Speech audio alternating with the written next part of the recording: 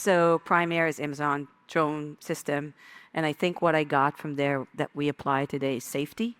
We started every time we had a meeting with a safety tip to understand what safety means. And since we're deployed in hotels and real life environments next to people, this is what I take from my team. So we start with a safety tip. It's very important for us to protect the customers and the actual people in the hotel. So we don't move the arm next to people. We try to understand exactly the surrounding of it. So that's one part. I think the other part that I'm not taking from Amazon is in Amazon we had the luxury to do everything ourselves, from connectors to batteries to it was a very big organization.